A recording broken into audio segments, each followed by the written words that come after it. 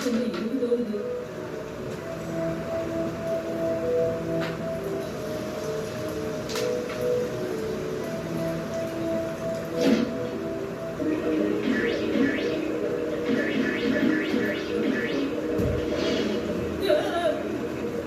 ஆரம்பத்துல என்ன நடக்குதுன்னு எனக்கு ஒண்ணுமே புரியாம இருந்துச்சு. எதுக்காக அது ஃப்ரிட்ஜை விட்டு வெளியே வந்துச்சுன்னு எனக்கு ஒரே குழப்பமா இருந்துச்சு. ஆனா ஏதாவது ஒரு காரணம் மட்டும் இருக்குன்னு எனக்கு தெரிஞ்சுது. அதனாலதான் உடைஞ்சு போன அந்த ஸ்னோமேனை நான் கொண்டு போய் நீரூற்றுல போட்டேன். எனக்கும் தெரியக்கூடாதுங்கிறதுக்காக திரும்ப ஃப்ரிட்ஜை கோல்டு முடிக்க மாத்தி வச்சுட்டேன். அங்க இருந்த தடயங்களையும் மொத்தமா அழிச்சிட்டேன்.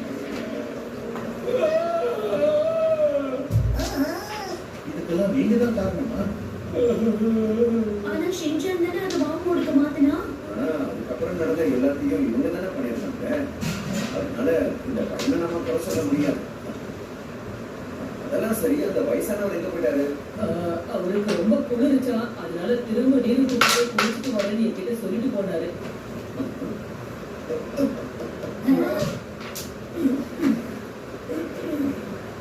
எங்க போச்சுன்னு தெரியலையே. நல்லா உள்ள போய் தேடி பார்க்க.